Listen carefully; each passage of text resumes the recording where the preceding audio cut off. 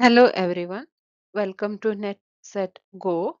आज की क्लास है पेपर वन कम्युनिकेशन के 7 C's ऑफ इफेक्टिव कम्युनिकेशन पे। इफेक्टिव कम्युनिकेशन के 7 C क्या है वो आज हम देखेंगे। तो क्लास में आगे बढ़ने से पहले मैं आपसे कहना चाहूंगी कि चैनल को सब्सक्राइब कीजिए और बेल आइकन को प्रेस करें सो दैट आपको और भी क्लासेस की नोटिफिकेशन आए, जिससे आपके प्रिपरेशन में हमारे क्वालिटी कंटेंट से आपको हेल्प मिले। तो चलिए क्लास को आगे बढ़ाते हैं। तो ये है 7 C's of effective communication. 7 C's of effective communication. तो अब ये जो 7 C है ये रिटन और ओरल कम्युनिकेशन दोनों में एप्लीकेबल होगा। तो आप ये मत समझना कि किसी रिटन या ओरल में ही होगा, ये दोनों में होगा एप्लीकेबल। तो हम एक एक करके देखते हैं कि कौन से है ये 7 C। फर्स्ट है completeness. Completeness, the communication must be completed. It should convey all the required facts by the learners. जो हम कम्युनिकेट करना चाह रहे हैं किसी इंसान से, जो जो बातें रिसीवर को पता होना चाहिए हमारे कम्युनिकेशन के थ्रू, वो सब बातें हमें रिसीवर को बतानी है। अब ये बातें हम जब सब बताएंगे उसको, तभी कम्युनिकेशन कंप्लीट होगा। और जब कम्युनिकेशन कंप्लीट होगा तब जाके ही वो इफेक्टिव कम्युनिकेशन होगा।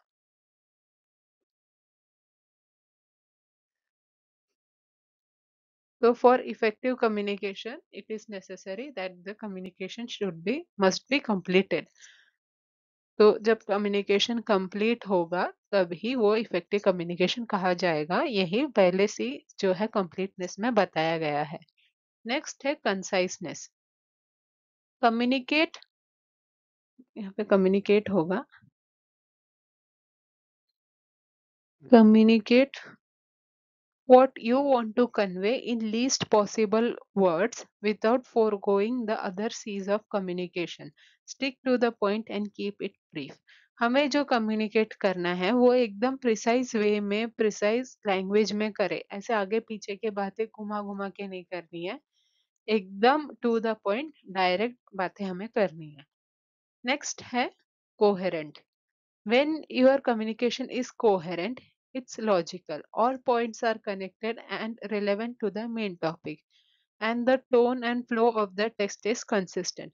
हम हमारा कम्युनिकेशन जब रिलेट लॉजिकल होगा तो क्या होगा, हम जो पहली बात बता रहे हैं वो दूसरी बात से भी कनेक्टेड होगा, फिर वो तीसरी बात से कनेक्टेड होगा, और जो तीसरी बात है दूसरी बात है वो सारे मेन जो बात है हमारी जिस वजह से हम कम्युनिकेट कर रहे हैं वो सबसे रिलेटेड ही होगा।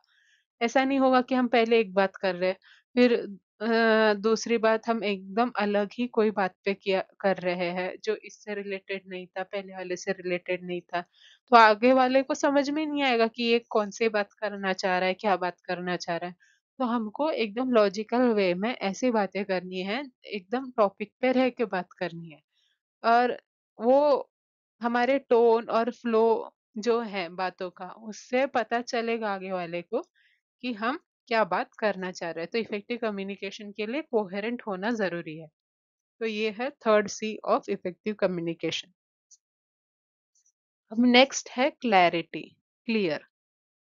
When writing or speaking to someone, be clear about your goal or message. What is your purpose of communication with this person? जब हम किसी से बात करना चाह रहे हैं, कम्युनिकेट करना चाह रहे हैं, तो हमारा गोल क्लियर होना चाहिए कि ये मैसेज हम देकर, हम ये मैसेज हम शेयर करके क्या गोल अचीव करना चाह रहे हैं और क्या हमारा पर्पस है ये कम्युनिकेशन से। तो ये है 4 C ऑफ इफेक्टिव कम्युनिकेशन जो है क्लैरिटी। अब ये सब दिया गया है हिंदी में, आप पढ़ सकते हो। प्रभावी संचार के 7 C। तो हम आगे बढ़ते हैं।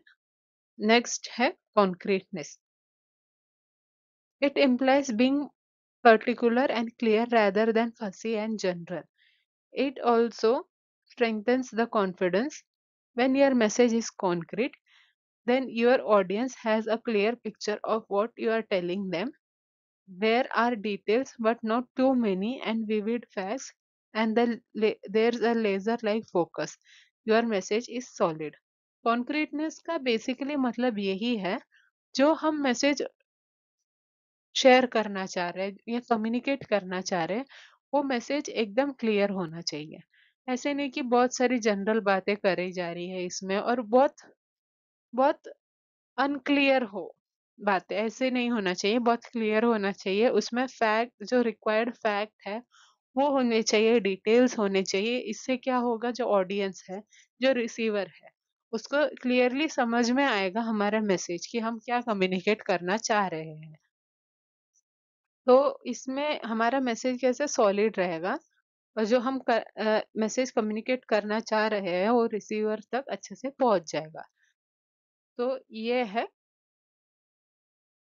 Fifth C of effective communication.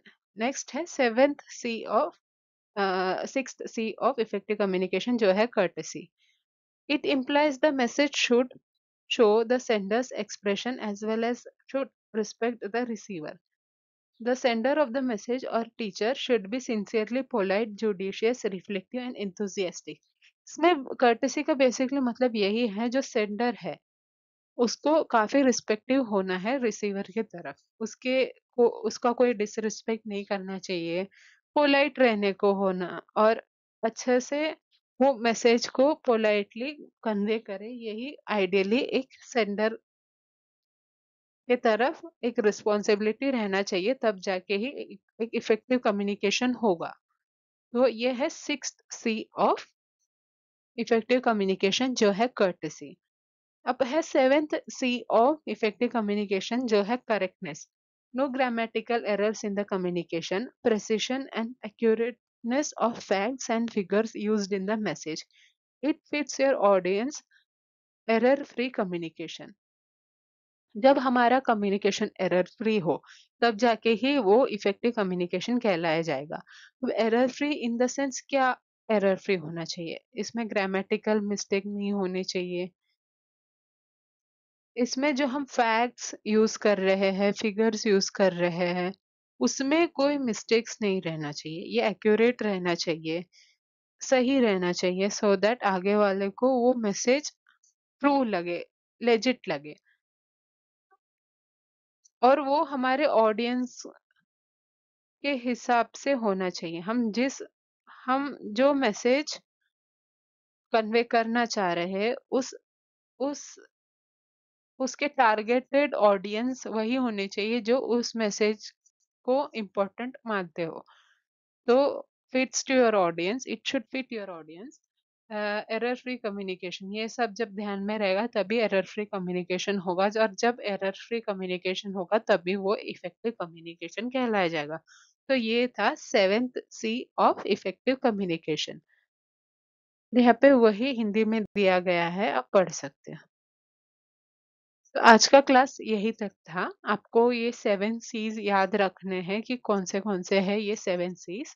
आपको इसकी ऑर्डर याद नहीं रखना है, क्रोनोलॉजी याद नहीं रखना है। आपको बस ये वर्ड्स याद रखने हैं कि कौन से हैं और इसके डेफिनेशंस, कि ये क्या है, इसका मतलब क्या है।